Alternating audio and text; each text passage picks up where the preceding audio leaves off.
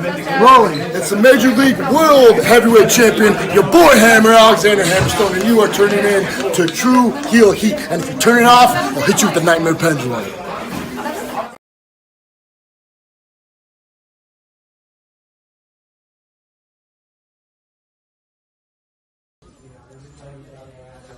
This is the knockout artist, Chris Hero, and if you're looking for some true heel heat, you better listen to them boys.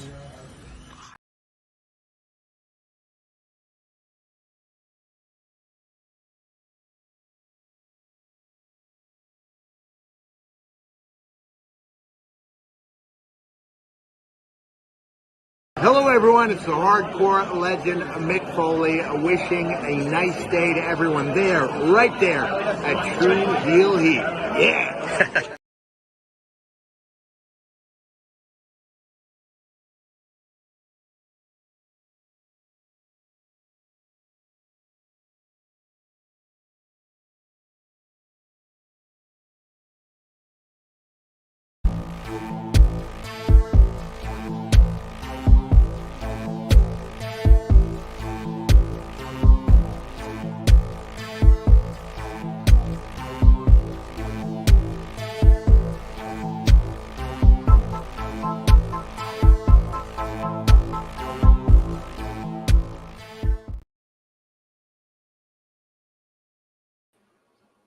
Hello, hello, hello. It is me, your True Hill Phenom, SP3. We are live on the True Hill Heat YouTube and Facebook for our NJPW Strong Independence Day Roundtable Review. If we're talking about New Japan Pro Wrestling here on the True Hill Heat YouTube channel, you know who I am joined by. He was conspicuous by his absence, so I couldn't even do the show without this man because he is so integral to what we do when we talk about NJPW here on the channel. He's your boy, J News. Good morning, good afternoon, and good evening, ladies and gentlemen. It's been a tough 72 hours for your boy. It's fevers, sweats, God knows what else, body pains, but I'm back up in this bitch. I don't know what the hell's going on with my body. But anyways, I did get to watch the shows. We got some things to talk about, SP3, because, you know, it is what it is right now, and I'm wondering where things are going. So yeah, we got to get into it, man. We got to get into it. Hey, I don't know if that's a good thing or a bad thing. All We I just know don't know. is that We don't know right now. I was very much pleased with these shows. Honestly, ladies and gentlemen, I did not have the highest expectations going into Independence Day, but I felt like both shows delivered good action. You had good moments. You had a couple of key stories to the two show event as well, whether it's the two new champions in the strong openweight men's division and women's division, whether it's the Bullet Club War Dogs looking for tag team supremacy, and whether it's kind of the underneath stories like Kosei Fujita and his whole journey that he's going through, whether it's JR Kratos being a bloodthirsty maniac, whether that's Lance Archer being a beloved babyface in Japan. Like, I really enjoyed this. Overall thoughts on the 2-day Independence Day shows? I thought that everything went, I would say, according to plan, right? In case of everything that you talked about during the preview, that I talked about during the preview, only a couple of things fell by the wayside. The underlying stories that you're talking about here, like the whole Lance Archer and Alex Zane tag team thing, like for World Tag League, I'm looking forward to that, to see as to what comes about there between them two. And I know they're also going to be part of the G1, so that's also a thing with them there. But yeah, like you said, Lance Archer's a freaking babyface at this point. You know what I'm saying? And it seems that New Japan knows how to use him better than AEW. I'm not going into that particular realm. The Bullet Club War Dogs. The Bullet Club War Dogs. Let me talk about these young men. I said it last time that we spoke about them. I'll say it here again. Unfortunately, the Negro Buck has not joined us today, so he can back me up on this. But they don't need David Finlay. They don't need him. They don't need him at the end of the day. They are going they're on a million right now with what it is that they're doing with their outside of the ring antics, the characters that they're playing up, just the utter amount of disrespect they show not only their opponents, the belts, and the crowd and the commentators. It's like it's an ode to old school Bullet Club when it all first started. So I like them going back to the roots in that particular case. Shout out to freaking Gabriel Kidd. First of all, that man is jacked. Secondarily, thankfully he's gone through what he's had to go through and get his help with the mental health stuff, and he's back on the rise. Big and bright future for him. Dude, man, 100 proof, the freaking 44 caliber Maloney, like those dudes right there. The driller Maloney, the driller. I love that change. That was a great change. It was Dan a good Maloney change to Driller Maloney. Yeah, man, that was a dope change there. You know, it's cool to see. It's cool to see a good revitalization of the Bullet Club. I know they tried it over the last couple of years and it hasn't really worked. This for me is working so far. So big ups to them. We'll touch on it when we go through the matches, but I'll say this now just from a general perspective. Yo, dude, Bolted Oleg does not look ready at all to be in that ring. And it just, I don't know, man. It's interesting with who they picked to be young lions over the last couple of years. What the disparity between certain guys, and I was looking for big things to happen with him, but he's still super green, dude. So he was a little bit of a disappointment when it came to the tag team matches and whatnot. So I just wanted to bring that up. But outside of that, I thought that both shows were pretty good. I leaned more towards the first show than the second show, but both shows were solid in that estimation. So yeah, those are my thoughts there. Yeah, we'll talk more about it as we get to the end of both shows, like where they stack up. But that's very interesting. You mentioned you prefer the first night over the second night, because I would say the second night had the best two matches of the 2-night event. That's the one spoiler I'll put here. But appreciate y'all for joining us live. Appreciate you if you're watching us on demand. Show that appreciation back in the simplest way possible by dropping the thumbs up on the video. Share this video with all your wrestling fans, friends, and family on all your favorite social media platforms. If you're new to the True Hill Heat YouTube channel, hit that subscribe button, hit the bell to stay notified for all the great content here.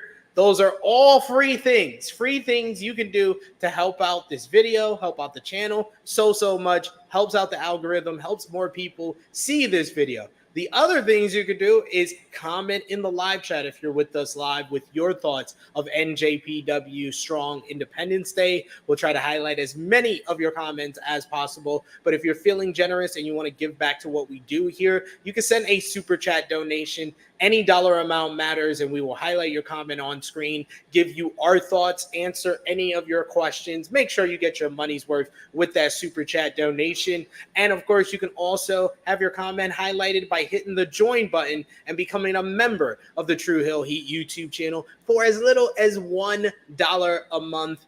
Great offer right now that we got going on. Exclusive content, and you will always get the extra perks in the live chat. But before we get into NJPW Strong Independence Day, we had a big elephant in the room that we left unsaid and untalked about when we did our preview, J News, and it has to do with a moniker that has become famed in Japanese professional wrestling, famed in New Japan Pro Wrestling, and that is Three Musketeers. The Three Musketeers, and the fact that New Japan Pro Wrestling have anointed 3 new stars. The Reiwa Three Musketeers. If you don't know what the Three Musketeers are, it was the moniker given to the original golden class of New Japan Dojo, which was Hashimoto, Masahiro Chono, and Kenji Muta.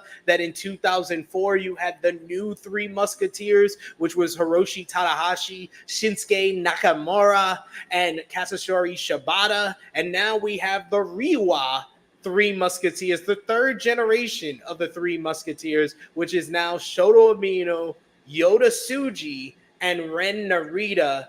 what did you think about New Japan Pro Wrestling really putting the ball in the court of these three young guys where we talked about probably as much as any of the new stars, any of the stars, period, for New Japan Pro Wrestling in 2023. A lot of our conversation have been centered around, is Shota Umino ready for these big opportunities that he's getting, and him showing out in this rivalry with Kazuka Okada. It was about Ren Narita and him in the TV title tournament, and then him going at it with Okada. Then you have Yota Tsuji, who had the big re-debut and got an IWGP World Heavyweight Championship matchup at Dominion. And before their first G1 as full-time stars in New Japan, they give them the Three Musketeers moniker. I saw your face. Don't know how to interpret it.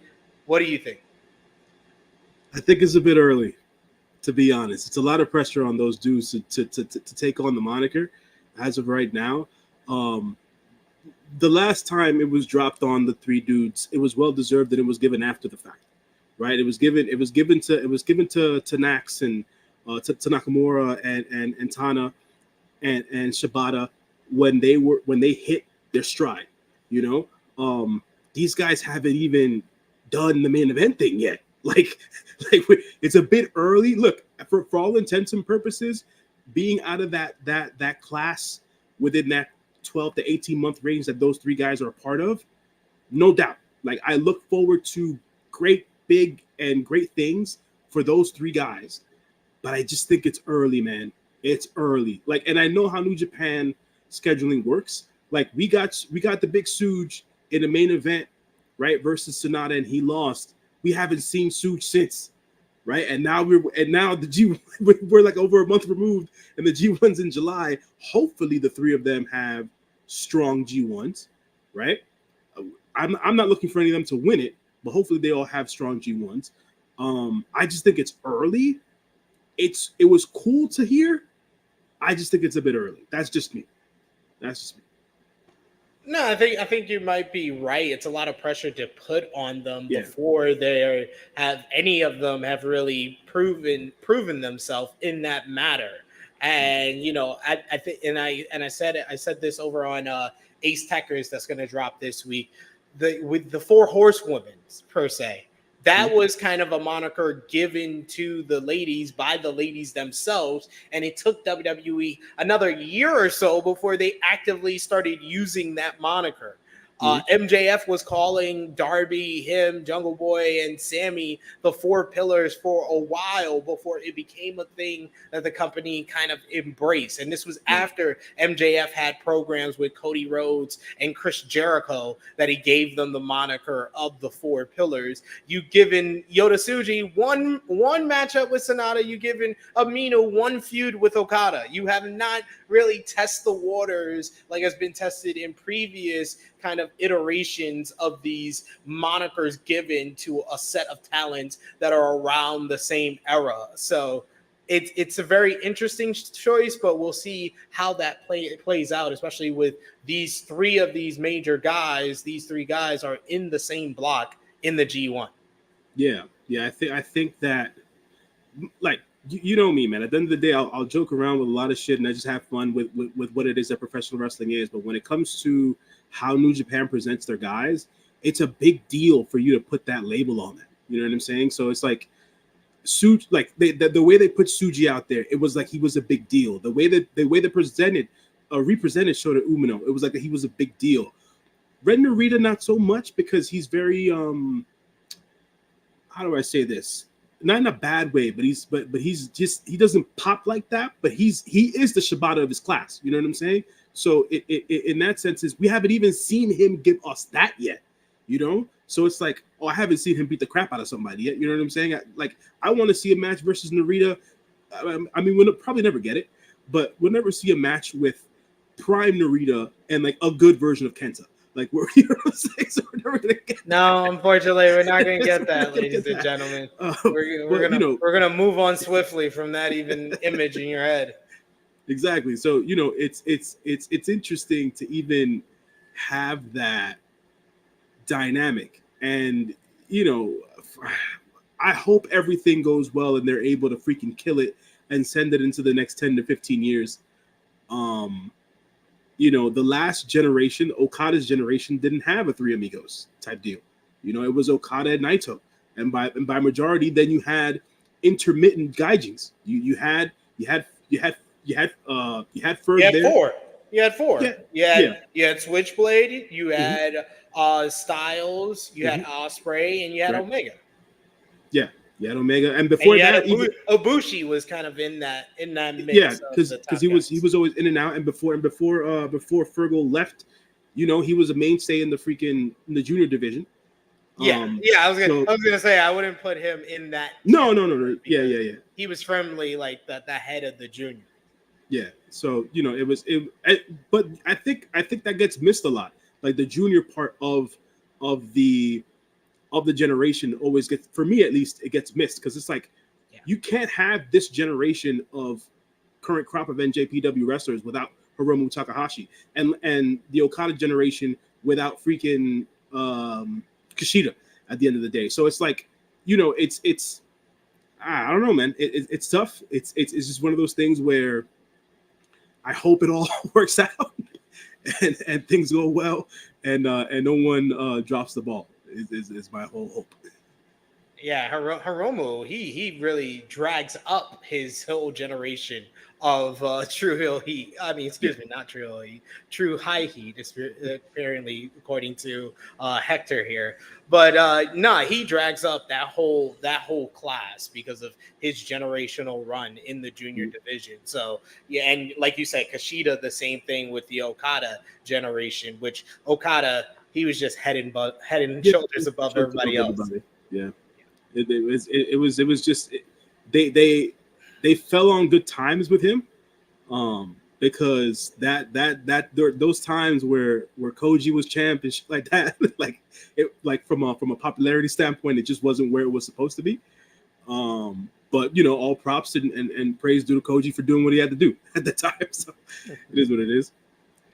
Absolutely. But let's get into NJPW Independence Day. We'll talk more about the Rewa Three Musketeers as we get closer into the G1. We'll talk more about it actually on our preview for the G1 this Friday right here on the True Hill Heat YouTube channel. Myself, Jay News, and Sanal will be returning to talk some G1 Climax 33 tournament. But let's get into day one of New Japan Pro Wrestling Independence Day. Like we talked about on the preview, they had some unique trios matches as a mixture of talent came together with Yo, Rasuke Taguchi, and Asuka Lobe to verse Dragon Libre, Kengo, and Takahiro Yatari. And it was Team Yo who got the win, with Yo hitting the direct drive to pick up the victory in just over 10 minutes. Any thoughts on this kickoff match here? Not necessarily. I mean, more progression from Oscar Loibe, which is what I've been looking for in him. A lot of these, like, I didn't know that he was as young as he is, so he's still really trying to get used to his body too. So that's just something to watch for. As for the Japanese independent guys, didn't really do it for me. If I'm being honest, I'll be honest. They didn't do it for me. I gave the match 2.5 stars, but yeah, not anything to write home about. I think out of the 3 guys, out of the it was 5 guys in total, right? So out of the 5 guys that appeared in the 2 nights, the guy who got me not the most excited, but gave me like flashes of somebody who can be a mainstay and like a junior would be the Dragon Libre guy. And whatnot. He seemed the most polished out of everybody. Everybody else kind of like they fell by the wayside. So, yeah. Felt a little green, I will say that. Yeah. We got in the chat with us a member of the channel, ALW, saying, "What's up, SP3 and J News? Happy Monday." He also says Eddie won a belt, so he's happy to hear that. We got Kaden here with us in the chat. Hassan's here with us. Armand, thank you guys for joining us. Remember to drop that thumbs up on the video. Helps out the video so much. Then we had the opening matchup on the main card, J News, as 2 NJPW Strong strong mainstays. Bad Dude Tito of TMDK went one-on-one with the DKC.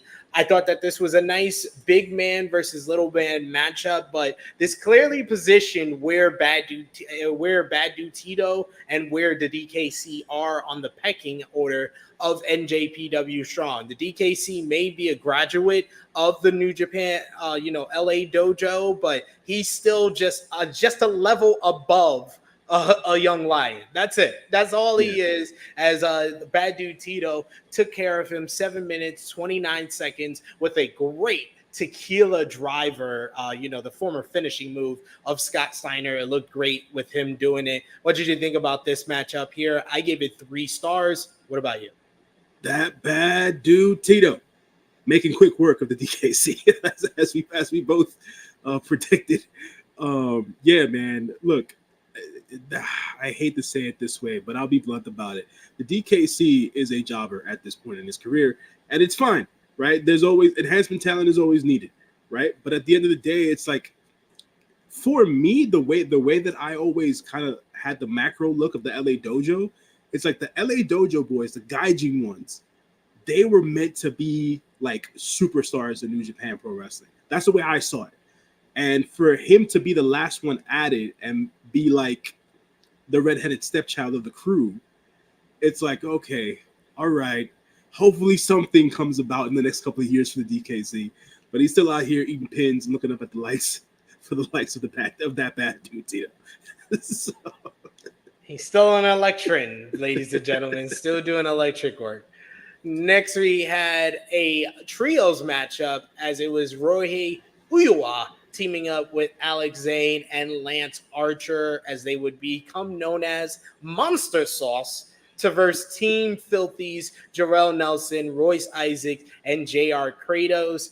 I thought that this was a nice mixture of talent where you had different little story threads connected here, where you had Lance Archer, who's been embraced by these Japanese fans, but he's still Lance Archer. And he's being a babyface, but he's still, abusing young lions. He's trying to bring out the toughness in Uiwa being his tag team partner. He's trying to gain some chemistry with Alex Zane throughout this matchup. He was really the centerpiece of his side. Over on the other side, you have JR Kratos, who was kind of like the X factor of his side. Anytime he came into play, it would mean Team Filthy was in control. Love the interactions between him and Lance Archer in this one. The Hoss fight between those two fellas, which ended with JR Kratos busted open at the end of the matchup. In the end, though, it was the West Coast Wrecking Crew hitting West Coast Classic on Uiwa to get the victory for Team Filthy. 10 minutes, 26 seconds. And here's this crimson mass for JR Kratos afterwards, which led to JR Kratos missing out on day 2 of the 2-day event. But J News, what did you think about Team Filthy versus Monster Sauce?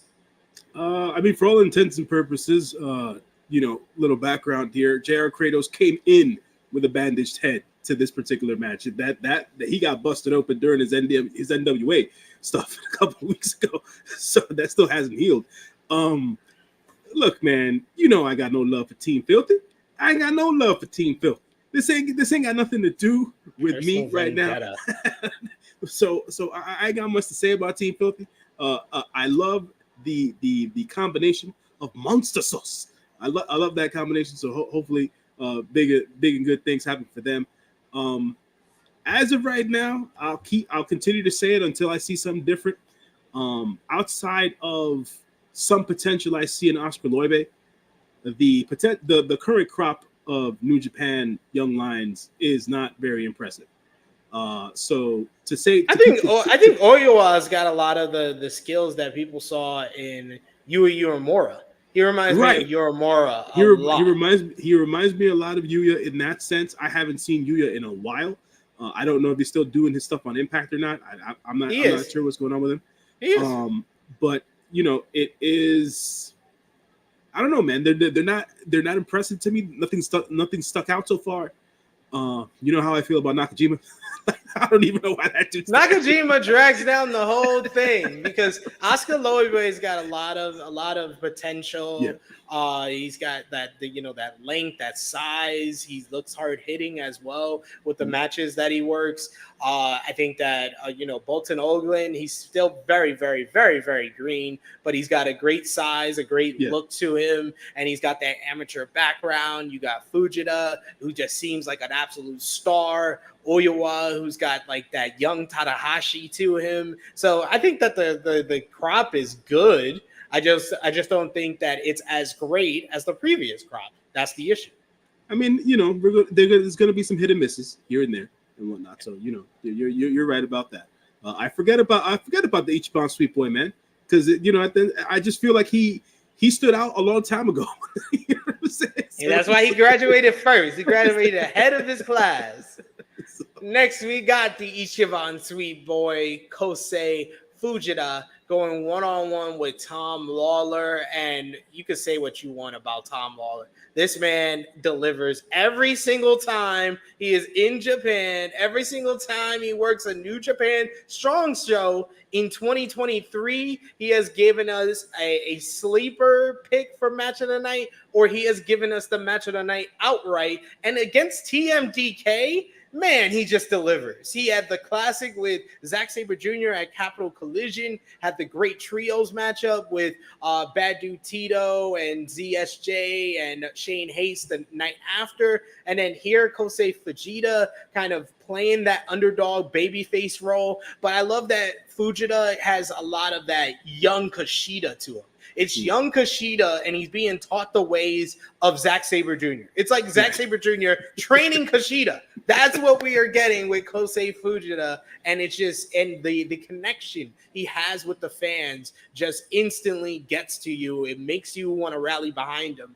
But unfortunately, it wasn't enough to overcome Tom Lawler, who gets the win. 8 minutes, 59 seconds, nasty knee to the back of the head. What did you think about Lawler and Fujita? I mean, I'm not going to disagree with anything you said. I'm not. Even though I have no love for filthy Tom Lawler. I just don't. But at the end of the day, I'm not going to disagree with anything you said. I think during commentary, they mentioned that Fujita is skipping the excursion part of this whole thing.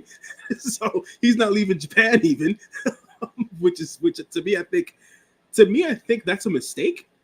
But they know what they're doing. At the end of the day, they're the pros. They got the company. They got the people. It is what it is. I would have liked to have seen him go elsewhere to see as to what other kinds of skills he would have been able to pick up. But because of all the movement that's going around in European wrestling, and obviously him going to Mexico for me wouldn't have made any sense.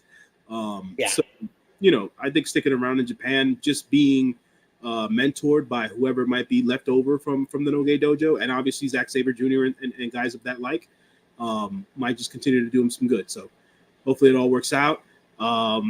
Really good match. I thought that Fujita's selling was really, really up to snuff in this match, especially with all the different submissions that Tom Lawler was going after in this match. So props to the Ichiban Sweet Boy for doing a damn thing during this match, even though he lost. And Tom Lawler, you got a thumb up for me. He should have been in the G1, ladies and gentlemen. The disrespect of Tom Lawler will stop. It will stop immediately. He's been delivering over and over again. I gave the match 3 3/4 stars. I thought it was very, very good. Near great matchup with Fujita and Tom Lawler, getting a lot of action into 9 minutes there. Next up, you had some tag team action to build up our strong Openweight championship match the following day as Rocky Romero teamed up with Eddie Kingston to verse Bullet Club's KENTA and Gato. Rocky Romero going at it with Gato. I love that Gato is still a really good punching bag for the baby faces, and he sold a lot for Eddie Kingston. Eddie and KENTA fighting on the floor at one point. Eddie comes in after a hot tag from Rocky, and he's running wild. Machine gun chops to the chest. Eventually, he isolates Gato, and he puts him away with the spinning back fist of the future. Eddie Kingston and Rocky Romero getting the win. After the matchup, Kenta and Eddie Kingston stared off ahead of their NJPW Strong Openweight Championship matchup. This match here, I gave it 3 stars. What did you think, Jay Nose? You know, when we spoke about this match during the preview, I didn't think they would. Spoiler, folks. I didn't think they would give Eddie 2 wins in a row. I just didn't think that would happen.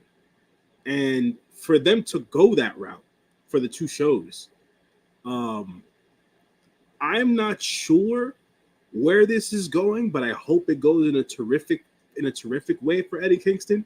From a showing out and showing up throughout the G1.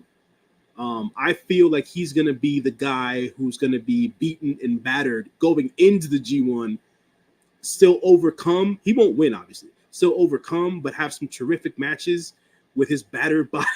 Things of that nature. He's going to play that role in this G1.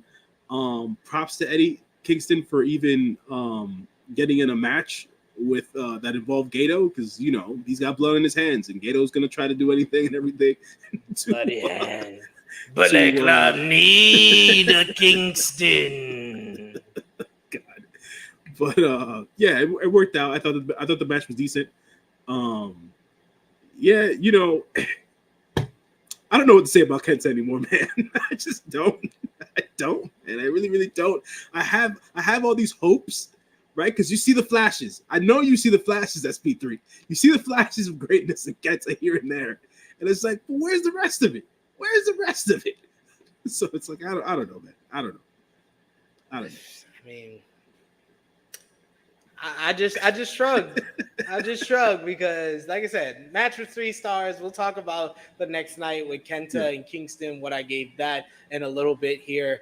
Next up on day 1, you had Giulia teaming up with Tekla of Mafia Bellas of Donna Del Mundo in Stardom to verse the NJPW Strong Women's Champion Willow Nightingale, teaming up with Stardom's own Momo Kogo. Love, absolutely adore the back and forth between Giulia and Willow, and you knew that they were giving you just enough to get you more into the matchup the following day, but just keeping a little bit back. So I love that they went at it in this type of way. The chop exchange was very nice. Different submissions. Giulia would try to get on Willow, and she would muscle her way out of it. Momo Kogo had that nice energetic style that she showed at NJPW Resurgence. Tekla, I think she was kind of the standout of this matchup. She was so talented, so charismatic with the way she does her spider gimmick, with getting hit when she's sitting on the top turnbuckle,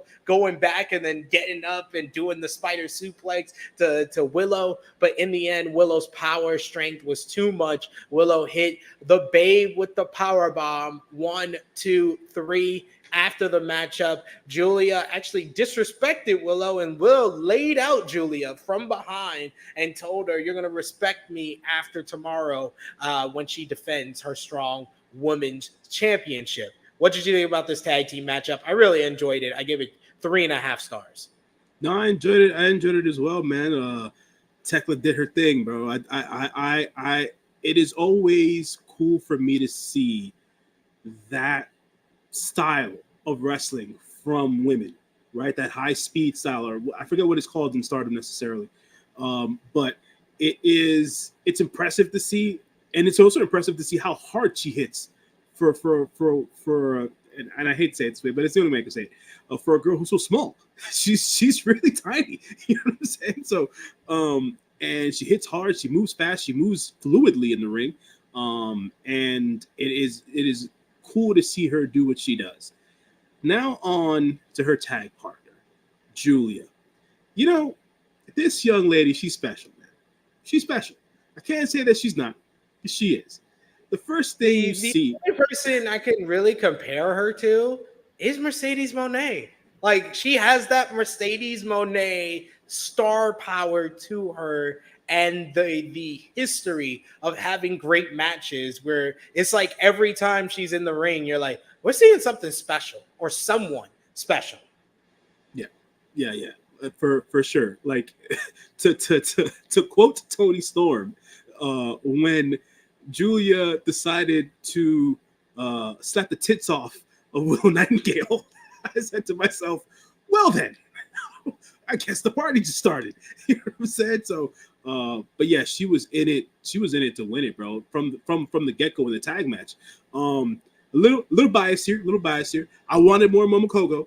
I love her energy. I love her spirit. I don't feel like we got enough of her in the tag match.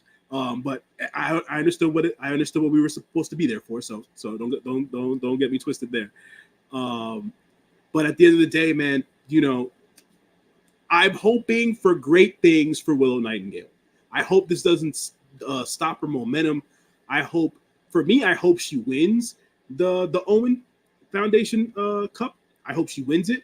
I hope that her and Athena tear it down again on Rampage. I feel like they should have postponed the match to Collision again instead of, you know, because she was injured or whatever. She couldn't make it on. Well, Saturday, no, Collision is the finals.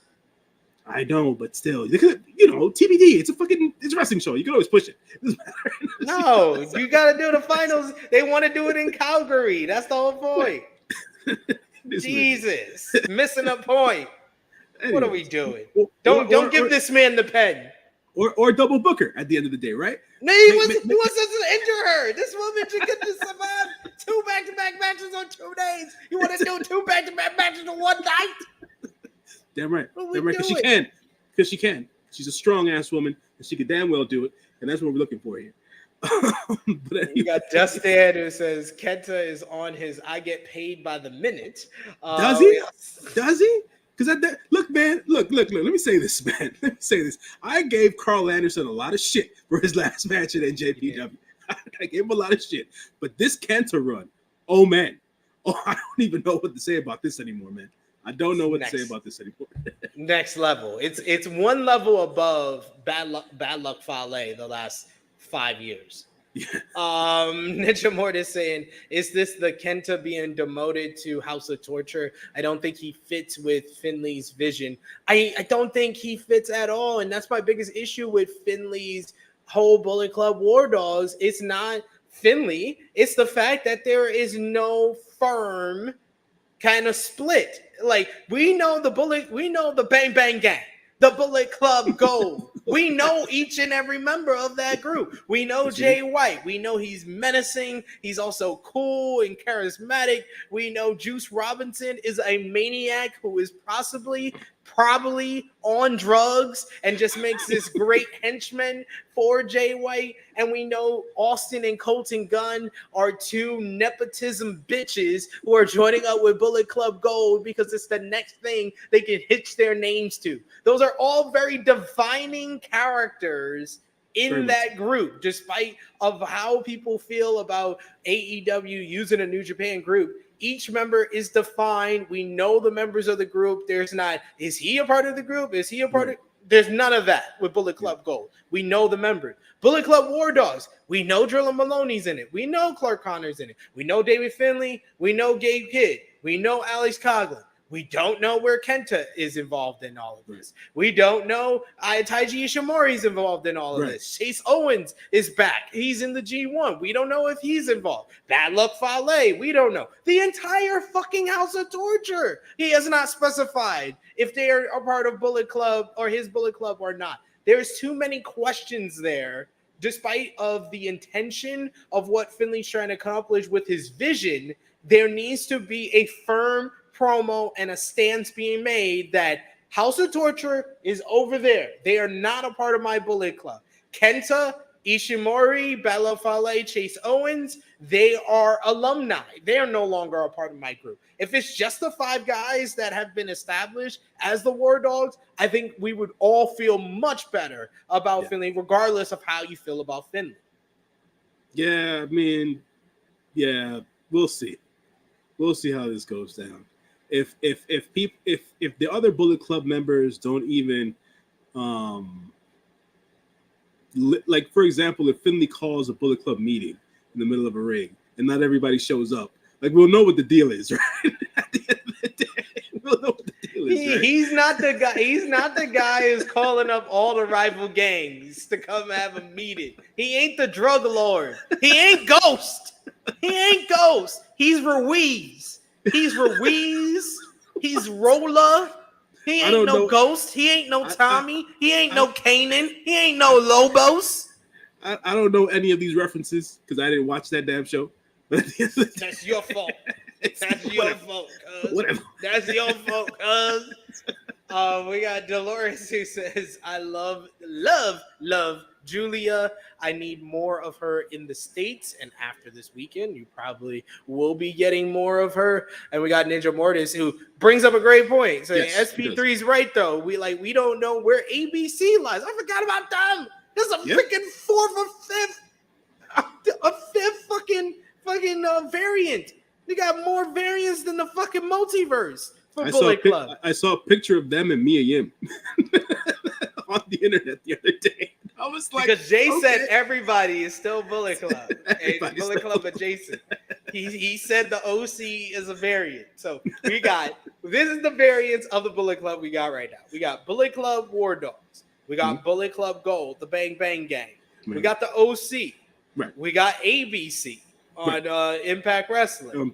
We got the Rogue Army. I'm going to put all the guys we don't know for sure as a part in the Rogue Army. David Finley. It's Kenta, Bad Luck Fale, Chase Owens, Taiji Ishimori. They're all the Rogue Army. So that is already five different extensions of this one group. Yeah, man, I don't know. This is what I'm here for, T5 the Great. He says, I come in and they're talking about power. I'm always here for the power jargon and comparisons. There you go. Frantic World got it. That was where I was going. Finley is not Cyrus from the Warriors. That was my picture in my head. I didn't go all power with people and shit. That was where I was like, can you dig it? That shit. Anyways. Man, y'all old as fuck. I made a reference from a show that started 10 years ago. Motherfuckers is quoting the Warriors. Listen, are you kidding me? That movie is a freaking classic. You should go ahead and watch that back. Oh, let me quote an episode of fucking MASH now. What are we doing? Hey. What are we doing? MASH. We got ALW says more Bullet Club variants than COVID-19 variants.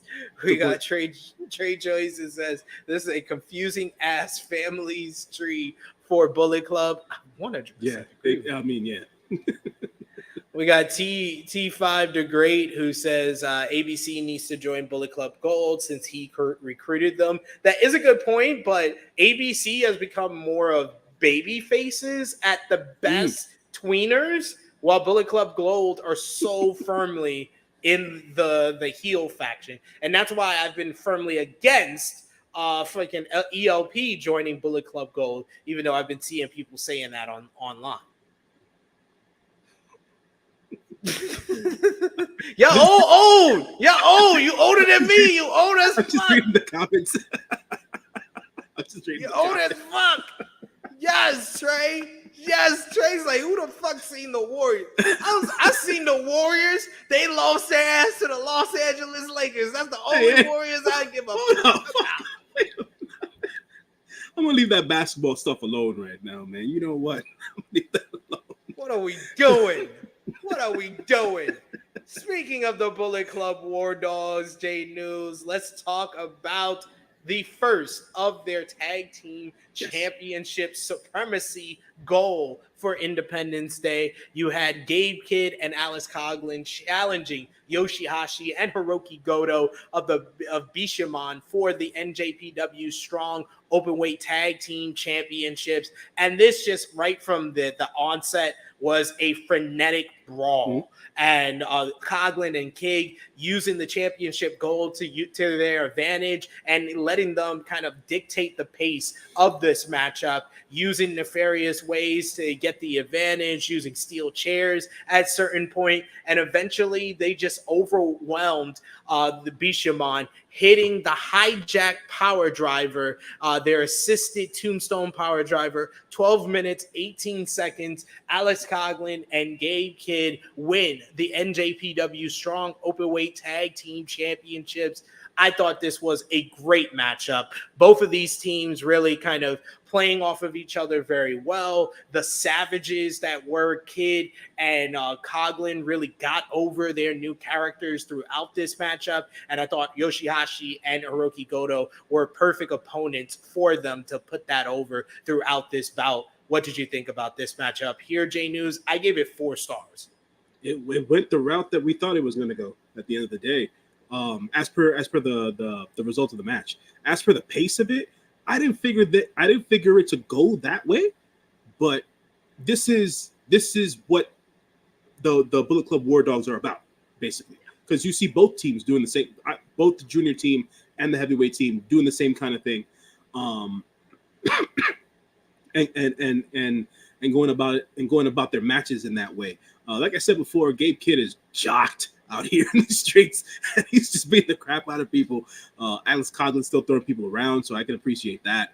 Bishamon is the steadfast team in the heavyweight division, in the heavyweight tag team division. So it proved that they can be beaten on any given night, but the lesser of the 2 tag team championships were given to the appropriate team in the sense. so we had the handoff there. And we'll see as to what happens when the War Dogs come to the States and who their next tag team rivals will end up being. But yeah, no, I thought the match was decent enough. Like I said, I didn't think the pace was going to be the way that it broke down to. Them, like the War Dogs just getting reckless in the crowd. I was like, wait a minute, and they started warning the crowd while it was happening instead of before. And I was like, oh, that's too late, guys. That's too late. They're already in harm's way. What are we doing? And I was like, so, it's interesting to say the least. But I'm loving what they're doing. Like I said, with the War Dogs, it's coming off really, really well on TV. It's coming off well with the crowd. Wanted to say this about the crowd overall too. Not your typical Hurricane Hall crowd. For both nights. I would say there were a lot of tourists in the crowd, a lot of American tourists in the crowd. You don't usually hear "This is awesome" chants in Kurikan. You heard a couple holy of those, shit, or holy shit chants in Kurikan. So you heard a couple of those. So it was definitely a livelier crowd, more verbal crowd than usual and whatnot. Not necessarily vocal, but verbal. So that was definitely something that was different, but still dope to see in Japan. So yeah, man, that was that. I thought from a crowd standpoint that worked out. But the War Dogs, man, they finna take over. So I hope to see a future match between the War Dogs and God. That is my hope. If God don't go nowhere, to see how that goes. And we got Monster Sauce coming up in these streets. So, hey, that's a good challenger as well. We got ALW says SP3 is a baby. He ain't know about the Warriors. I never said I didn't know about the Warriors. I said there's a movie from fucking 40 years ago. You old ass man. Jesus. It's old as fuck. Thank you, T5 the Great. What are we talking? I made a reference to a show from 10 years ago. And he acting like, oh, I don't know what you're talking about there. Listen, I don't know because I didn't watch it. I'm just saying. I can be honest about me not watching Power. I watched Warriors. It wasn't that memorable to me. Frantic World says I'm not that old, but I went back to watch it. Yeah, old ass. We got T5 the Great. He says, I wish ABC and ELP was still faces because they would make BC Gold infinitely cooler than Bullet Club War Dogs. I can see that. I can see that. They're trying to get over the cool factor because you've been seeing like pictures of them at the bar drinking and around strippers, but that's kind of against what David Finlay is trying to get from the group. So it's weird. It's weird. Yeah. It comes off weird. But the other half of the Bullet Club War Dogs on day one was the Junior Heavyweight Championship matchup, Junior Heavyweight Tag Team titles up for grabs. Catch 2-2, TJP and Francisco Akira defending against the Bullet Club War Dogs, Drilla Maloney and Clark Connors. And like I said with the last match, that frenetic brawl, we got an even faster pace brawl that was just so wild going into the crowd. Akira with the big dive off the entryway in Kurgan Hall. You had TJP and Akira coming in so aggressive into this matchup after the betrayal of Drilla Maloney. But I love the juxtaposition where they talked about how Kid and Coughlin were just so more aggressive, so much salvagery in their matchup. They were able to overcome the fact that Bishamon was the better actual tag team. Whereas in this match, Catch 2-2 was the better actual tag team, and they have a chemistry that has developed over the last few months and the last year in New Japan Pro Wrestling. Drilla Maloney and Clark Connors just seemed to be instantly on the same fucking page. And they talked about how they were in the same position. They had key counters and reversals where they knew where each other were going to be at.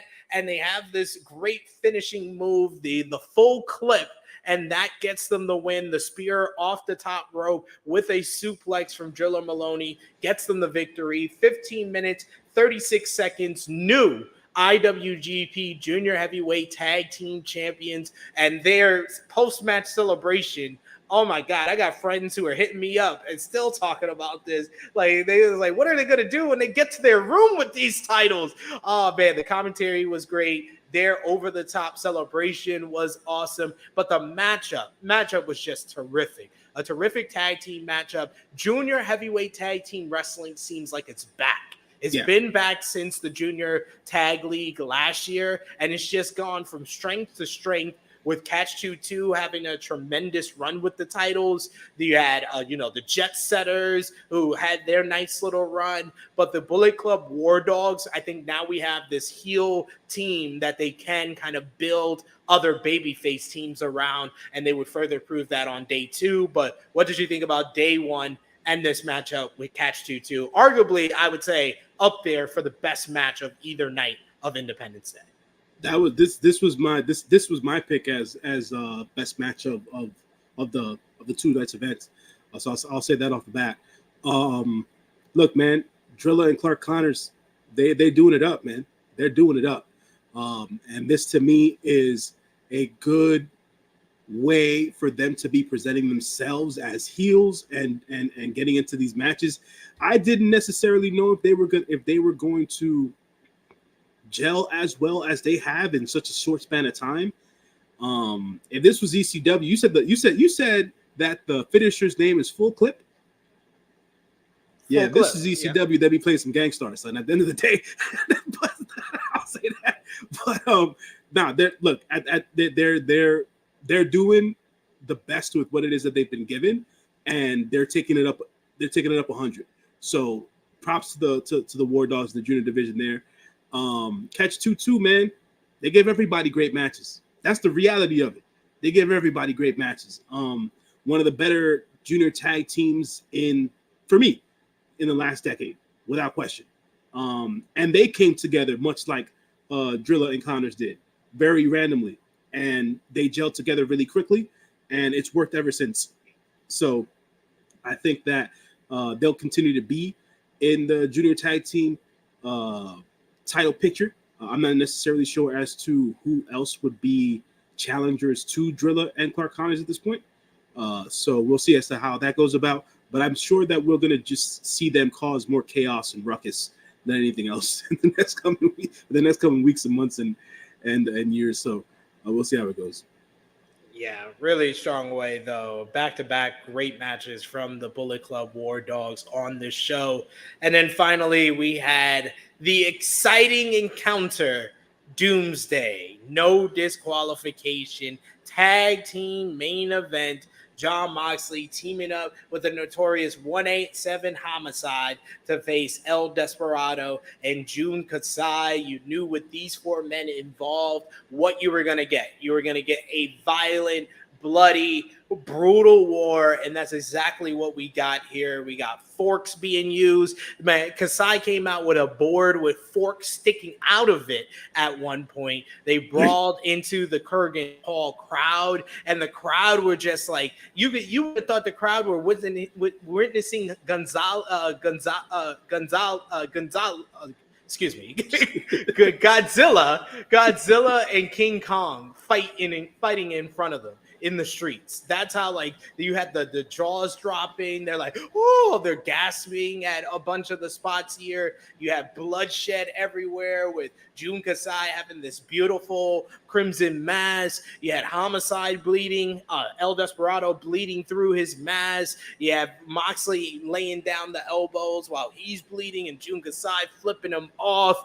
Then you get El Desperado and Jun Kasai sticking skews into John Moxley's head. This became a viral sensation this week with fans posting this picture of Moxley with the skews in the top of his dome. And then finally, it was Kasai and El Desperado teaming up together to put Homicide away. You got a reverse Tiger Driver followed by Pinche Loco on the garbage can by Homicide by El Desperado, and Despy gets the pin.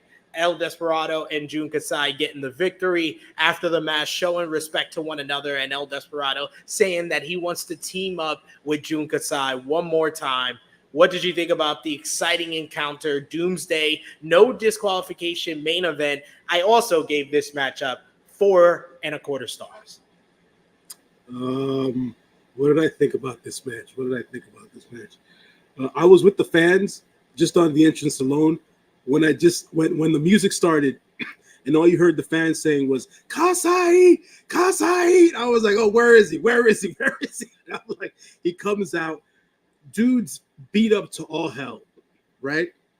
Looks like a slab of meat at the butcher shop at the end of the day, coming into the ring. But there is a level of reverence that if you're a wrestling fan, a hardcore wrestling fan, whatever you want, a deathmatch wrestling fan, you understand the greatness of Jun Kasai. And his ability to wrestle at this point in his career is still top notch. It's of top quality. People don't understand that Jun Kasai is a classically trained professional wrestler. And to see him still do all the deathmatch shit, still kill it with the deathmatch shit, and still give you excellent professional wrestling within the deathmatch wrestling, to me is second to none, which is why he's always stood out. He wasn't just another freaking sideshow freak doing stunts at the end of the day. He was still wrestling in his death matches. I predicted the skewers in this match.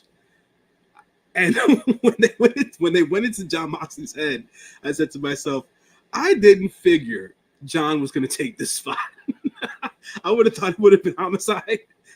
But it was John to take the spot, and they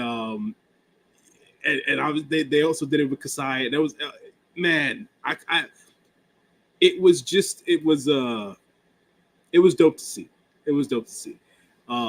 And at the end of the day, for a kid who grew up on tape trading with Japanese wrestling in the late 80s and early 90s, and learning about Jun Kasai via freaking message boards and forums in the mid 2000s and stuff like that, or whatever the case is, it's interesting to see him in a New Japan ring, and to see a match of that caliber happen in New Japan is always rare. But to see it go down the way that it did, and it popped the crowd, and it still do what it needed to do, big ups to props to Desperados. Like, Despy is on another level right now, and for him to be able to do what he's doing, and still want to even team with Kasai for a future match, like, he's really gotten the deathmatch bug, has El Desperado in the last couple of years, and we all know what John Moxley brings. Not going to throw any shade to Homicide. Homicide's a freaking legend. He's a New York wrestling legend. He's one of our own. And he was there You know, he was there for it. He was at the party, and he killed it. He made it. He made it, y'all. You know what I'm saying? He made it. So it was cool to see. It was very enjoyable to see. The freaking board with the forks. I was like, oh no. I couldn't believe I saw that. I was like, oh, that was nasty. That was just nasty, man. And yeah. Terrific match. If for those who are squeamish and those who don't like deathmatch wrestling, hey, turn the TV off, don't watch it. But this is just this is crazy. This is crazy, and it was dope to see.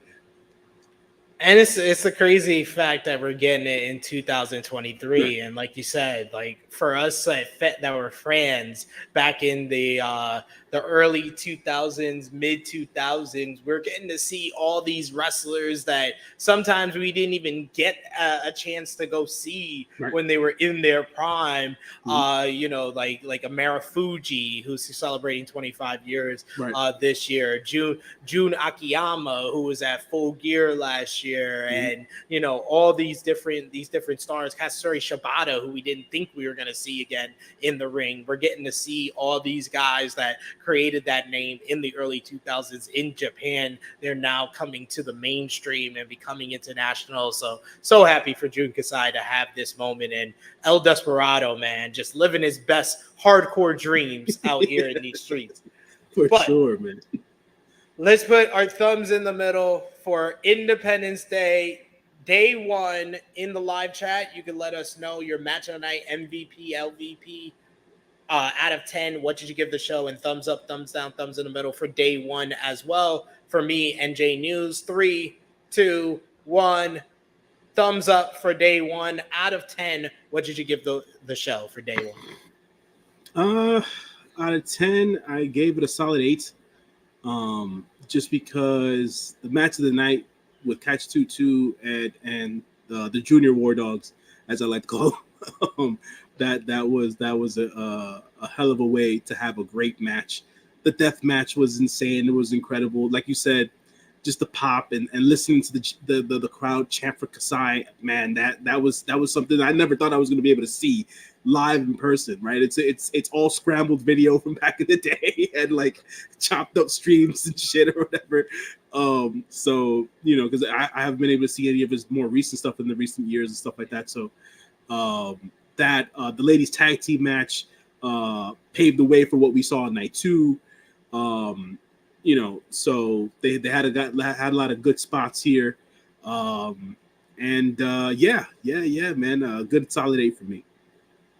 Yeah, I'm actually gonna go with 7.5 out of 10. I thought the final 2 matches were the highlight of the night as far as match quality. Last 3 matches with the 2 Bullet Club War Dog tag team matches, and then the main event. Everything else was either decent to good. But yeah, the death match main event, puts it up a little bit higher. So I'll go with 7.5 out of 10 for day one. We got Dustin talking about the main event, saying one of the best tag matches I've seen this year. You also got Safet, who says any death match in any company is becoming my favorite match. We also got Dolores, who says I love hardcore matches like this. GCW is bringing NJPW wrestlers in more, which is so cool. And she says her match of the night for day one was the death match. For day one, what was your match of the night, J News? The junior tag match, Catch 2-2 versus the Junior War Dogs. So I thought that was the match of the night for me. The death match wasn't the match of the night for me in the instance of it was euphoric for me to watch it. So it lives in infamy. So from a match standpoint, it's like you got what you paid for. You know what I'm saying? So, but from a match standpoint, to quote Dave Meltzer, from the athletic standpoint, I would say it was the Catch 2-2 versus the Junior War Dogs in this instance for me. Yeah, I'm going to agree with you and go with the Junior Bullet Club War Dogs versus Catch 2-2. I thought it was just a very exciting, action-packed, exceptional tag team matchup between those 4 guys, Francisco Akira, continues to be one of the best sellers in the business. TJP, a consummate professional, but really the highlight was how Drilla and Clark kind of really have blended so well together so fast. So that was my match of the night, just edging out the Doomsday Deathmatch main event. For MVP of the show, I'm going to go overall Bullet Club War Dogs. Gabe Kidd, Alex Coughlin, Drilla Maloney, and Clark Connors, MVP for day one. Yeah, for sure. I agree with that. I'm with you there. The War Dogs did the damn thing on night one, and they're off to the races. Trey says, how much would it take for y'all to take a fork to the face? I need an extra zero added to my check for the day. I need a couple. I need more than 9 digits. Like, I'm not doing less than 9 digits. Sir. LVP for this show here. Ooh. I'm gonna go with the DKC because this firmly showed me where he's aligned. He's not the big, graduation of Young Lions. I'm going to start winning matches. He'll win a match here and there, but he's firmly established in just the tier above the Young Lions. Yeah. I usually never give Young Lions the LVPs of the night, but because it was such it just stuck out like a sore thumb to me. Bolton Oleg is my LVP. He wasn't on that show. He wasn't on night day one. Night one. He was on night one, wasn't he? He wasn't in night two. He was on night two. He was on he? Night one. Okay, so never mind. So then, all right, I'll join you. The DKC, he's a jobber. He's part of the job squad. Give him the Al t-shirt. Squad out in these streets. We will run through a bunch of these early on matches. We'll more focus on the more important matches for day two. But getting into day two, the kickoff matchup was another trios matchup. This time you had Master Wato teaming up with Bolton Olin and Rasuke Taguchi getting the win over Rika, Takahiro Katanori, and Dragon Libre, with Wato getting the win with his big German suplex. Wato keeping some momentum from winning the Best of the Super Juniors tournament alongside Bolton Olin and Taguchi, but you weren't happy with Bolton in this match. No, absolutely not. It was just disgraceful to see. That's it. That's all I got. He wasn't that bad, ladies and gentlemen. Just being over the top. This man didn't even know he was working on one night over the other. I mixed it up. You confused Oscar Lobe with Bolton. Oh no! There's no confusion. They don't look the same. No, I confused the nights. Next was Oscar Lobe going one-on-one with Satoshi Kojima, and I really enjoyed this matchup. It only went 5.5 minutes, but it was about 5 minutes of just chopping and hitting the shit out of each other. Lobe brought the aggression, brought the intensity in his strikes to Kojima, and Kojima didn't hold back when he laid that young man out with the big old lariat to get the victory in this one, even after the match shaking Oscar Lobe's hand. I gave this match 3 stars. What did you think? Say, man, this is why I say Oscar Lobe's got the potential out of the current crop of young lions, man. He shows that fire, he shows that grit, he shows his ability to be able to wrestle that strong style, and be able to hang in there with the folks at his age. So, hey, man, more props to him. Bright future ahead for Oscar Lobe. Indeed. Next up, we had tag team action as Ryohei Uyoa teamed up with Homicide to verse the former IWGP Junior Heavyweight Tag Team Champions Francisco Akira and TJP Catch 2-2. I thought that Catch 2-2 came out a little bit more aggressive, more with a chip on their shoulder after losing the junior tag titles in this one, and they really wanted to show off their double team, proficiency. In the end, hitting the double knees, the 2-2 to Oyoa to get the victory. Love the show of respect between TJP and Homicide after the matchup as well. I gave this one 3.25 stars. J News. Oh man.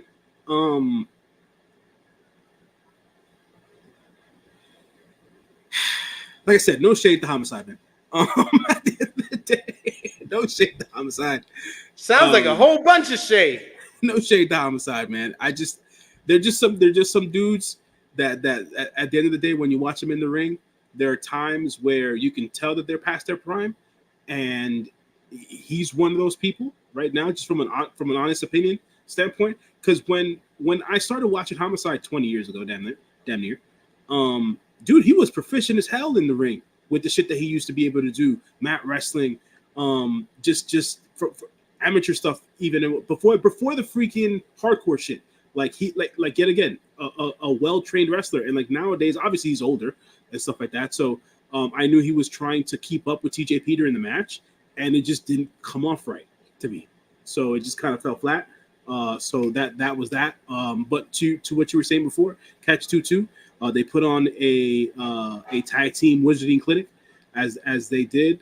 They put their combo moves together and did the thing. Yeah, using their double team proficiency to get the victory in that one there. We got in the chat here, Big Man Dogs, who says, yeah, he has potential. He's 6'7", but he moves like a normal size person. Mm-hmm. Yeah, that's true. That's true. Dustin saying, I'm waiting for Oyoa to feels ready to go on excursion. I think that the excursion may make him even better than Fuji. Yeah. I'm with that. I'm with that for sure. Agree 100%. Now, this is another matchup that I feel exceeded any and all expectations that we had going in, because we originally thought this matchup would be non-title. This match was made before Driller Maloney and Clark Connors won the junior tag team titles, but Rocky Romero gets on the mic before the matchup. He plays to the ego of Driller Maloney and Clark Connors and gets them to put up the IWGP Junior Tag Team titles in this one. So it's the Bullet Club War Dogs versus Roppongi 3K or 2K, however you want to say it. But this was another matchup that the pace was just so frenetic again with these Bullet Club War Dogs. There's a sense of danger and vitriol to everything they do, and they come in with a measure of intensity that we don't usually see from the junior tag team division. And I think a lot of that comes down to just Clark Connors and Drilla Maloney having the same personality, and once again showing off their double team proficiency, and the lack of double team cohesion between Yo and Rocky Romero came back to haunt them as Yo missed a super kick on Clark Connors, hit Rocky with it. They eventually isolated Rocky, got him up in the suplex position, hit the full clip. 1, 2, 3. This one goes 12 minutes, 5 seconds. Another excellent matchup from the Bullet Club War Dogs. Like I said, just fast pace, full of intensity, full of some great double team moves as well. I gave it 4.25 stars once again for the Bullet Club War Dogs. What did you think? The War Dogs doing the damn thing, man. I cannot dismiss what they've been able to do and what they've been able to put together in such a short amount of time. When Rocky made it a tag team title match, I said to myself, well, where is this going necessarily? It was built more or less to establish this new version of Roppongi, 2K, 3K, whatever you want to call it, and all that.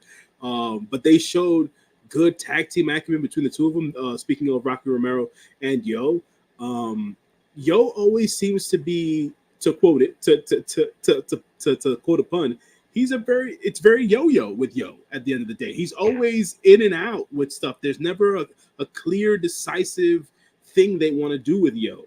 And, maybe this junior tag run with Rocky might do him some good. I don't know. We'll see how it all works out. But obviously they can hang with the current junior tag team champions. And it was definitely an excellent match. And they played it up to the crowd, so it was cool to see in that regard. And like you said, I did not expect this to go the way that it did, but it went well. So that to me is always a positive. But man, Rocky Romero is known as like the junior tag team specialist. I think Yo's up there. Yo's up there quietly because him and Show became one of the greatest junior tag teams of all time. Him and Leo Rush had instant chemistry with one another and made a great tag team, a tag team that we said should have won the IWGP junior tag team titles. And now with Rocky Romero, he's still got that chemistry with him. So it's just like he's got 3 options for the Super Junior Tag League later this year. Yeah, he does, man. I don't know if we'll ever see Show and Yo back together. But hey, pull your friend out the gutter. You see your friend developing a drug problem, you got to save him. Save him. We got Ninja Mortis who says Homicide is rough to watch. You can see the damage he's gone through. He probably keep going till he's 65 if he can. Yeah, I think Homicide and his disadvantages or limitations stand out more when he's in a matchup with junior heavyweights like Akira and TJP. When he's in the walk-in brawl that he had the night prior, he looked great. He looked great in that. But when he's in the matchup with more fast-paced competitors, that's when it's gonna stand out more. Yeah. Now let's move on. We had more tag team action here, J News, as you had Monster Sauce, Alex Zane, and Lance Archer versus TMDK's Kosei Fujita and Bad Dude Tito. Once again, Fujita stood out in this one. He just comes in, he brings that fire, he has that energy to him, and the way he just came at both Archer and Zayn was just funny to me in a lot of ways. Eventually, they would put him down every single time, especially Archer with the big moves, hitting a big lariat, and not his usual, choke slam or blackout. A lariat gets the win for Lance Archer, pinning Kosei Fujita. And after the matchup, Lance Archer getting on the mic and saying that the new tag team of him and Zayn is Monster Sauce. I gave this match 3 stars. What did you think? Yeah, man, Ichiban Sweet Boy still proving his mettle.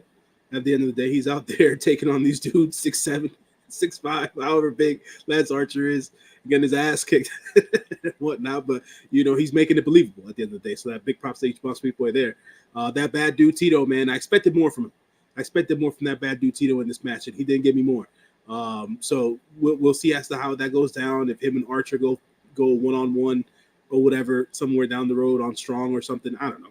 But we'll see how it all breaks down. Monster Sauce, man. World Tag League. Great name. Chef's kiss name. Looking for them to do great things in World Tag League later on in the year.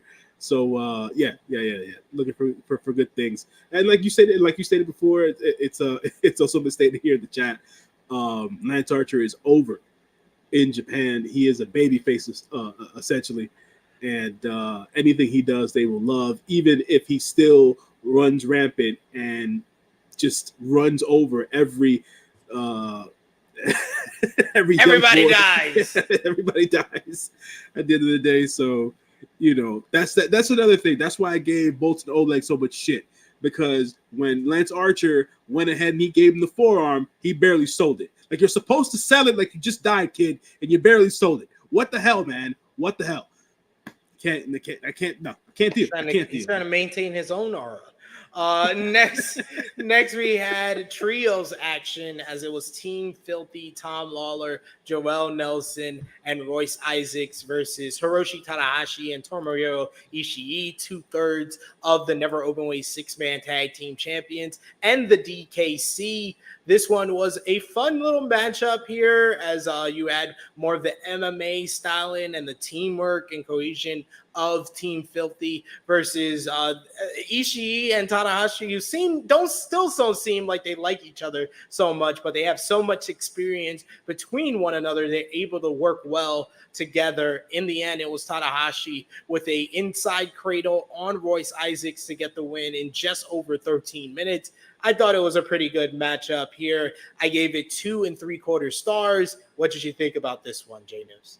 Hey man, listen, you gotta have standards, bro. And when you give a match a base of 3, that's good.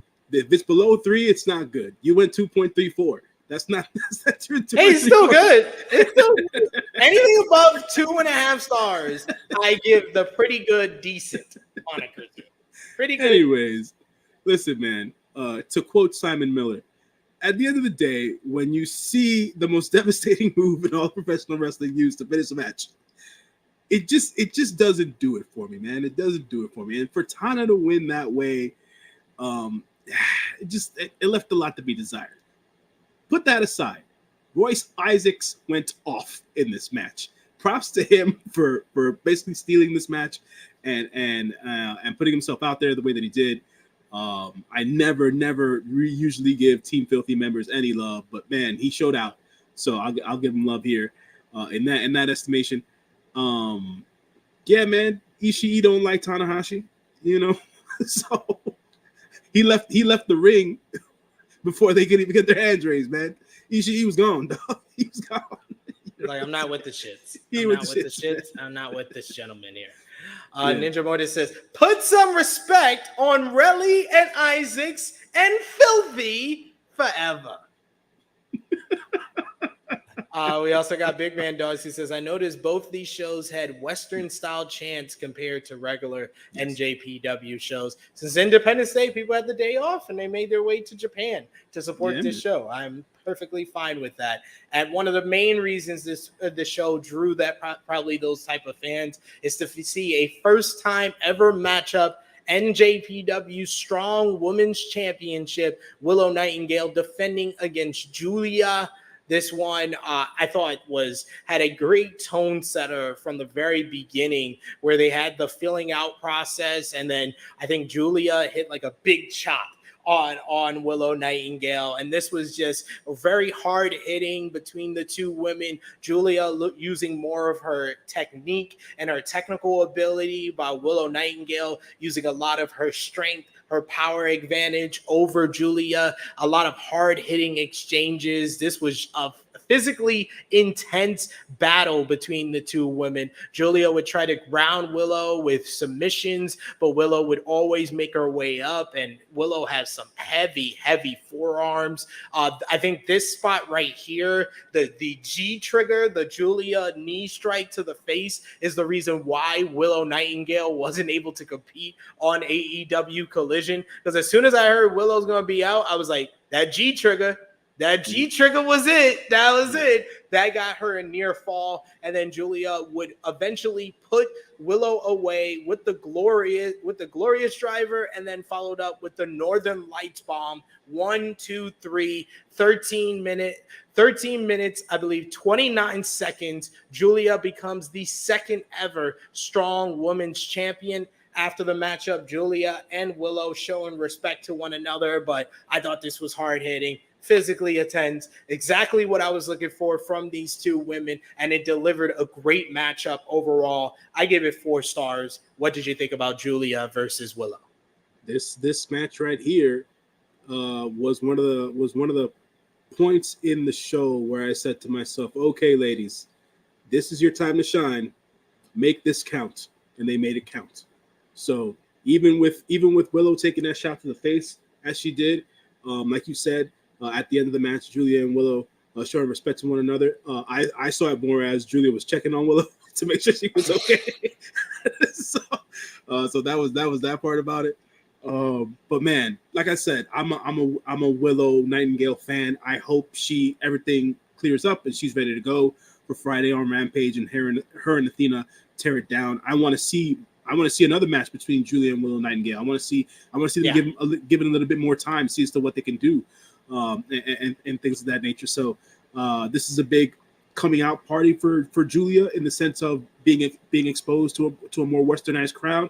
I think she did the damn thing and did the job. Obviously, she won the championship, so that she'll be over in the States more often in that sense, because Mayu Iwatani cannot be freaking bothered at the end of the day. So we need some representation over from Stardom.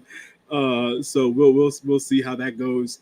But yeah, man, excellent match. I gave this match a good 4.25 stars, just because at the end of the day, this is I probably watched about more than six of Giulia's matches now between the last 2 years and whatnot. And she just impresses me every time. And like you said, she just comes off as a star at the end of the day. So, she's got it. She's got it. And at the end of the day, for her to be able to compete in that match with Willow at Willow's size, quote unquote, and power and strength and stuff like that, was definitely a good stress test and test of wills. And she went out, man. So props to Giulia on that one. And even though she's not as prominent as the Asukas or the Shuris in the world, I think that Giulia is probably should be on the short list with those two as the women I never want to get hit by in my life. They are the stiffest women I have seen wrestle in wrestling history. Those three women.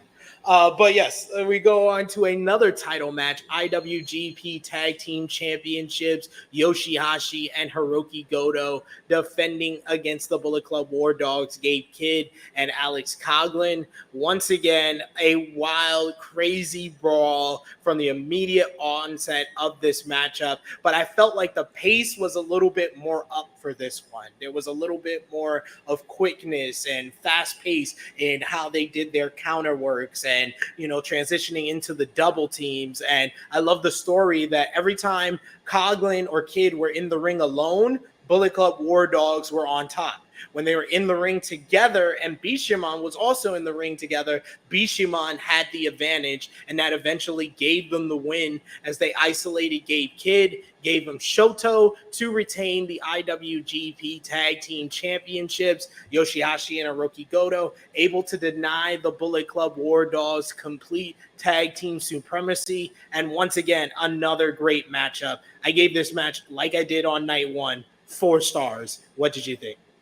I thought it was a solid match. I thought that Bishamon came out on fire. They were the aggressors in this match in comparison to the previous match. So that was a turnaround in events in this match around where they were able to retain the tag team championships. Bishamon's still the top team in New Japan, man. If you can't beat them, you can't get anywhere right now in the tag team division. So at the end of the day, they were able to do the damn thing, do the job, and keep the Bullet Club War Dogs, the heavyweight contingent, at bay. So that was cool for them. I'm still wondering who the next challengers for Bishamon's going to be coming up. So we'll see how that ends. But I thought the match was definitely solid. Good aggression from Bishamon here.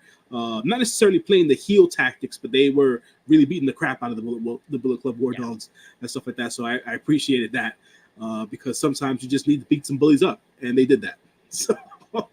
Beat them damn bullies up. You better not come home if you ain't beat them damn bullies up, boy.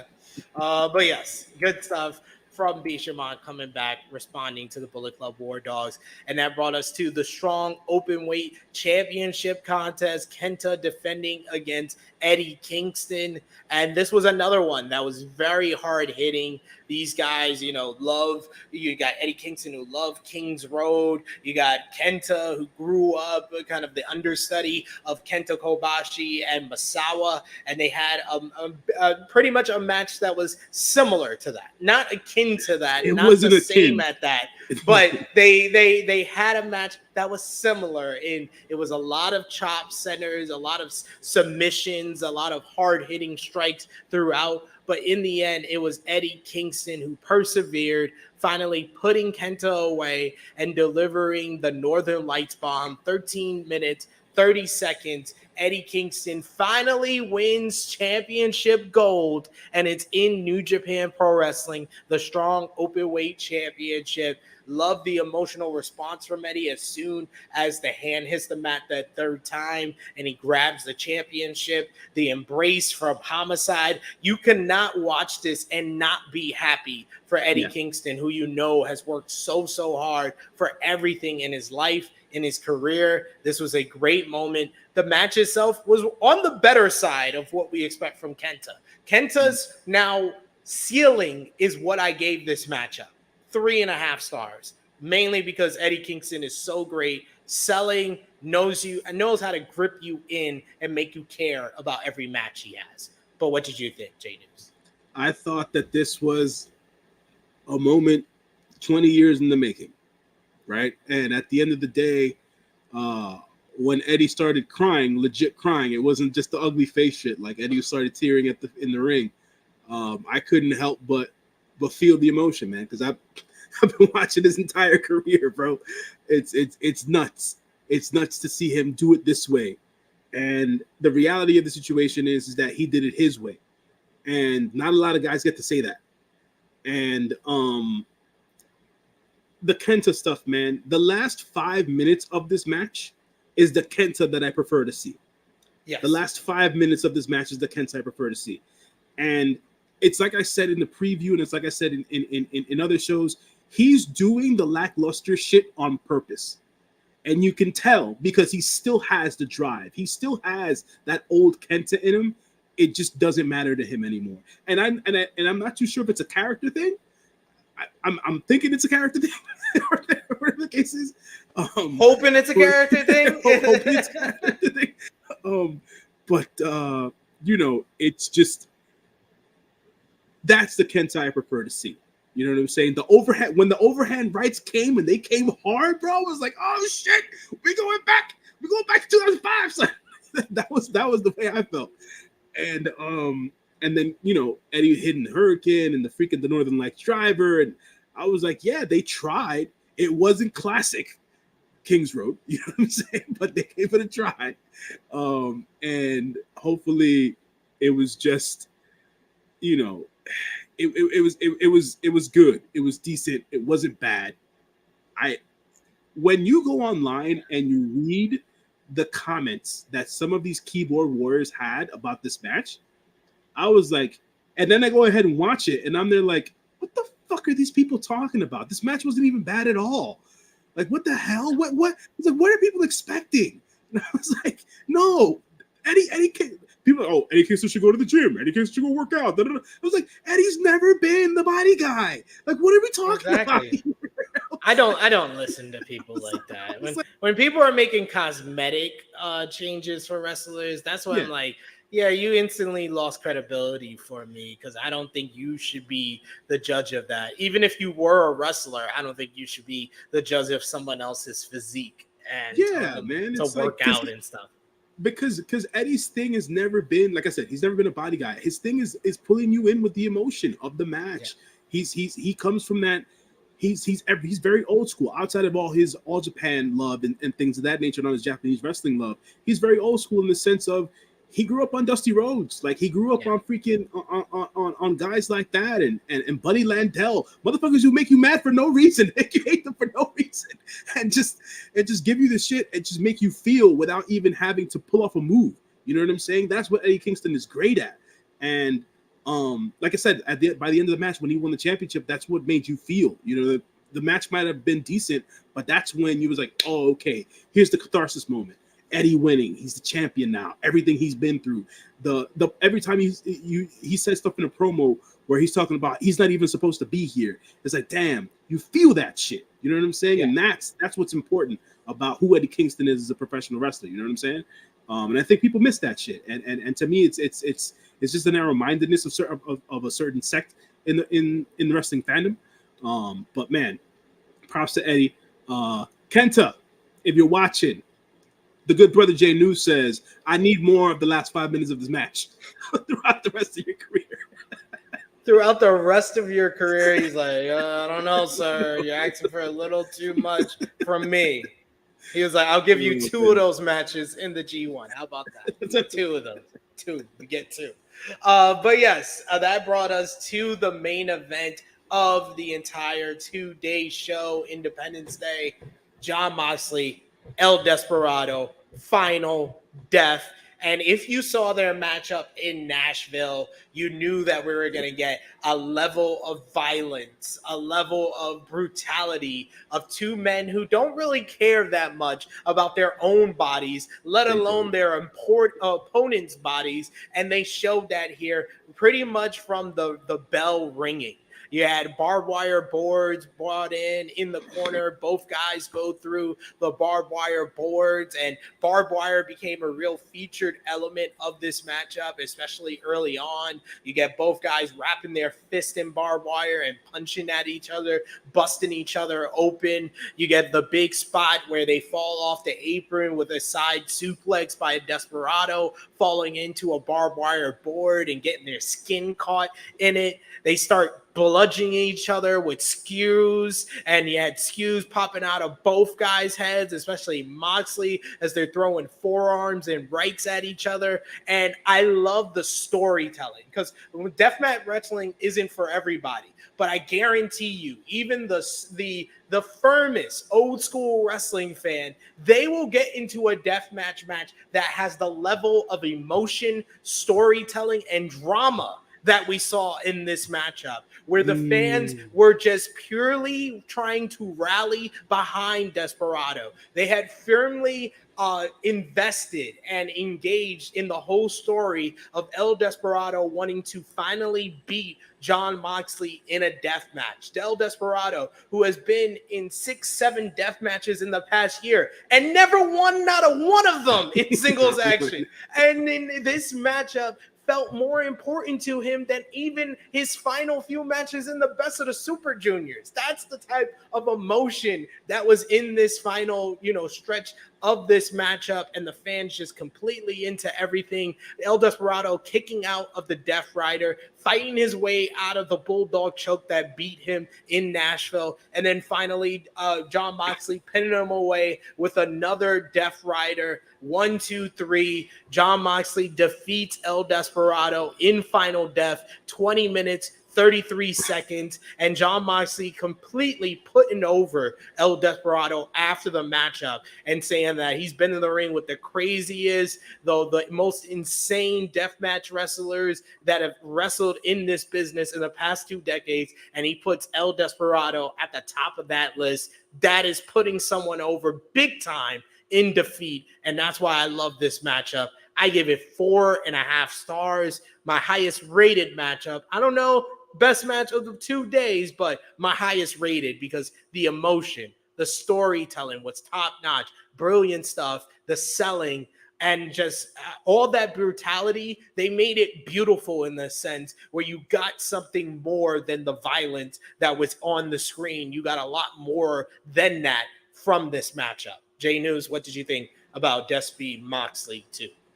You said a lot of what I wanted to say, man. It was beautiful brutality to say the least. The BCC still needs a 5th member for Blood and Guts. They might have it in El Desperado. That's my pick at the end of the day. After, show of respect and everything else in between. If Moxley wanted to get crazy, he could probably give a phone call to Jun Kasai, but that's just, at the end of the day, he's got the perfect person right there to pick for Blood and Guts. Don Callis. He bled with the BCC. No one knows Kenny Omega better than him. That ain't happening, cuz. That ain't happening. But I'll say this, man. Yeah, man. I think what we've seen in the last couple of years from El Desperado is his ability to paint the picture in the ring, telling the story, feeling the story, showing the story. It's just, he's incredible to watch at times, and it's like, that's why he's special. That's why El Desperado's special. On the flip side, you know why Jon Moxley's special. It's not just the deathmatch shit. It's not the King Kong lariat bullshit.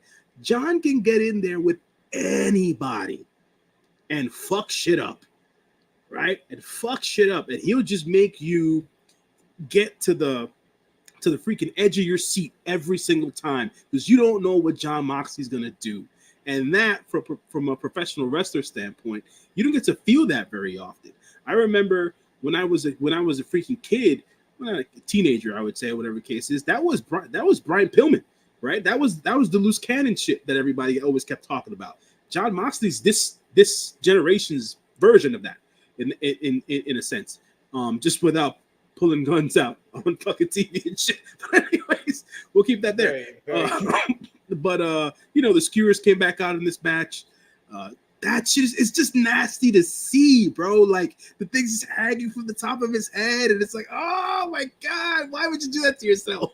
I was like, and then the board with the barbed wire on top of the table, and them going through the table, because up to that point, Jon Moxley hadn't taken any major bumps up until that Yes. point. And then when they went through the freaking table spot, I was like, oh no, it's about to get up to 1 million right now. Like he's saving it for this spot. I would honestly put this match up. I would say it's Moxley's third best singles match of 2023. And I say that as someone that thinks that Jon Moxley in the past 2 months has skyrocketed up the list of the best wrestlers in 2023, where I thought that he was kind of scaling back because he had such a year where he had to like fill in for AEW at every sense of the word and be the workhorse for that company. I felt like he was going to take a step back, especially after losing to Hangman at Revolution. I thought he was taking a step back. In the past 2 months, he has this match. He had the Doomsday no DQ match, Anarchy in the Arena, him and Omega in a steel cage. So like he's just turned it up so much more, and he skyrocketed up that list. But El Desperado, man, I can't rave about this guy anymore. You know, we adopted him as our guy on this channel 2-3 years ago during the pandemic, when he really started working with heavyweights. And every single time he has a match with a heavyweight, you just get that level of emotion you don't get with everybody else. El Desperado is special. Yeah, man, for sure, man. Despy does things in that ring to make you feel a certain way that other wrestlers just don't. And that's why I appreciate him as much as I do. And he can still go in there with a freaking junior and tear the house down and do a junior style match and kill it, you know. But Despy, man, he's a one-of-a-kind pro. And I know he made his debut on ROH TV last week. So I know he's making his rounds. They did their Mexico tour. LIJ and then other New Japan wrestlers did their Mexico tour last week. So that was cool to see as well. So yeah, man, it's interesting to talk about what Frantic World's talking about. Those New Japan tables are strong. Bro, they tried 2 times to break through those things. They didn't budge not one bit. I was like, y'all need to get those freaking doors that GCW gets. Nope. To make it easy. Gotta get the hardcore Japanese tables. All right, J News. Let's put our thumbs in the middle. Let us know in the live chat your match of the night, MVP, LVP, thumbs up, thumbs down, thumbs in the middle. And out of 10, what did you give the show? And what did you prefer, night 1 or night 2 from Independence Day? But for night 2, NJPW Strong, Independence Day, thumbs up, thumbs down, thumbs in the middle in 3, 2, 1. Thumbs up from both of us. Out of 10, I thought that this night was better than day 1. I'm going to go with 8 out of 10. Love the new champions being crowned with Giulia and Eddie Kingston. But I just felt consistency-wise, as well as far as the wrestling quality, day 2 was better than day 1 because you had multiple 4-star matches with Bishamon versus War Dogs 2, War Dogs versus Roppongi 2K, Giulia versus Willow, and then the main event, the Final Death with Despy and Jon Moxley. I think those 4 matches really elevated this to be better than day 2. I like I said, I leaned more on day 1 just because I like the tag team death match more than I like the one-on-one between Despy and Mox. Even though, like you said, there was a better story in the one-on-one match. I just for it just the first the tag match popped me, so that's why I was like I lean more towards that one. Big ups, like I said, Giulia and Willow doing the damn thing. The War Dogs, man, MVPs of both nights for me. The War Dogs, without question, because those, they're basically coming out of nowhere to just take over New Japan proper, and they're doing it. So props to them. As you know, my LVP for night 2, because I was confusing the nights. The LVP for night 2 is both no leg. That dude needs a lot of work. But anyways, I'm sticking to that.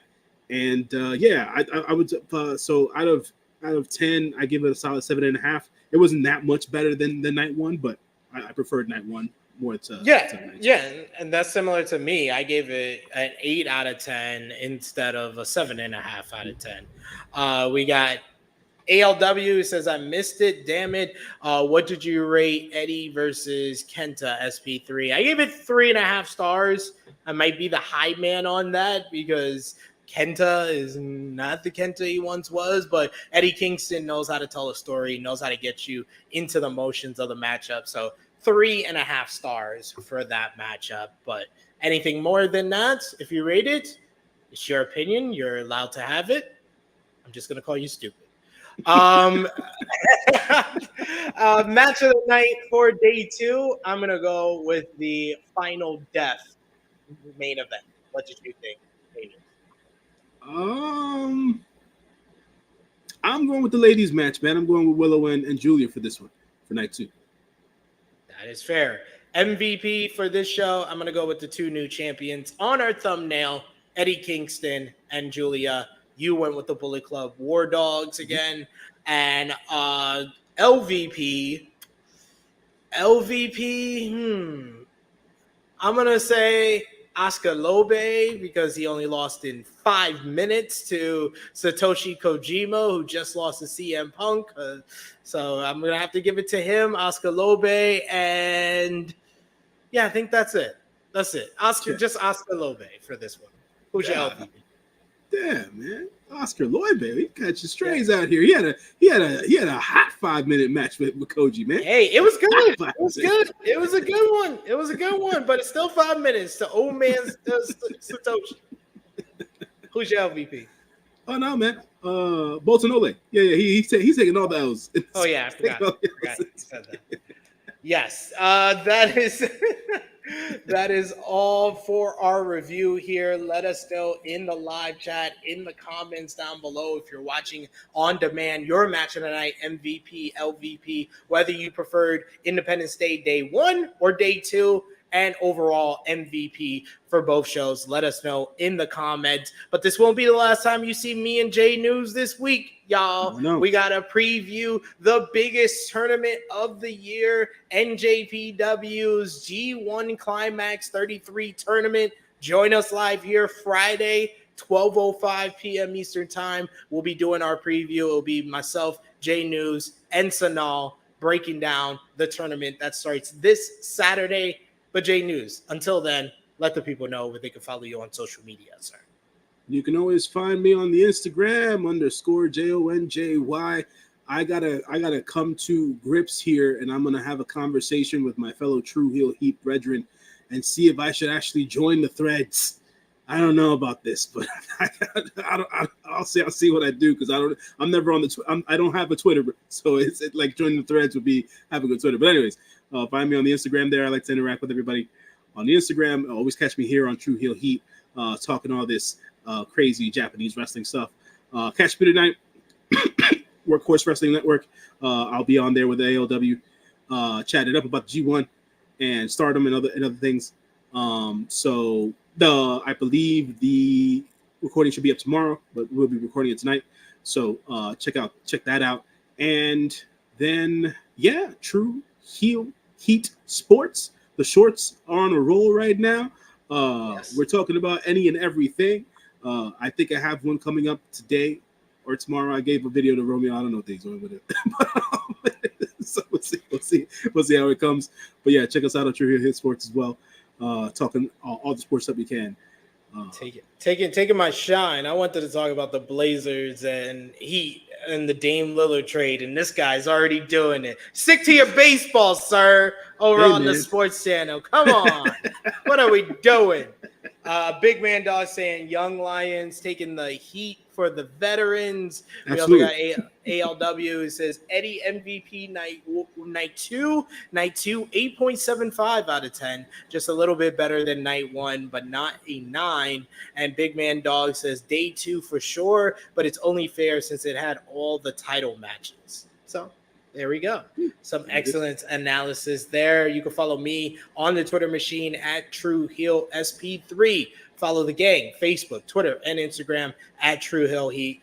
$3 a month gets you in the door for patreon.com/True Heel Heat. The additional content right now, you got Review of Honor up there. We got the True Heel Heat Prediction Championship starting up on season 5. Your season 4 winner right here, Jay News. You didn't put some respect. Acknowledge me, Jay News. Acknowledge me. You played and you lost like everybody else. Acknowledge Acknowledge me.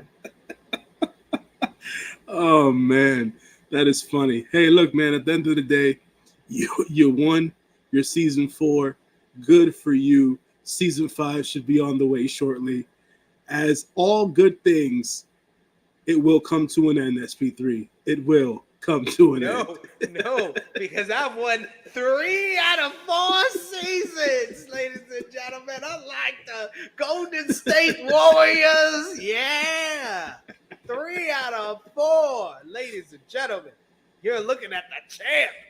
But yeah, check out all the great content we got here on the channel right now, like the Flash It podcast, True Hill Heat 233 with myself, Miss Chrissy Love, Rob Wilkins of Fightful, Professor Chris of Post Wrestling, talking about last weekend wrestling with Kota Ibushi, possibly making his debut for AEW at Blood and Guts. We talked about Independence Day, talked about Money in the Bank, the trial of Roman Reigns, Tribal Court, the Money in the Bank winners, and more. We check out tonight, 8 p.m. Eastern Time, Rated Raw Superstars, number 105, watching tonight's Monday Night Raw episode. We had Collision Course, number 4, yesterday, Joe versus Punk 4 for AEW Collision. I was joined by Wendy as well as Scott Edwards, so check that out on the channel right now. And I'll be back on the channel once again later this week. I'm going to say Tuesday or Wednesday, tomorrow or Wednesday, for our Impact Wrestling Slammiversary preview. So join us live for that when we preview the card for this coming Saturday from Ontario, Deonna Purrazzo versus Trinity. But thank you so much to J News. Thank you so much to everyone watching. Always appreciate the love and support. It is me, your True Hill Phenom SP3. This has been our NJPW Strong Independence Day review. We are signing off until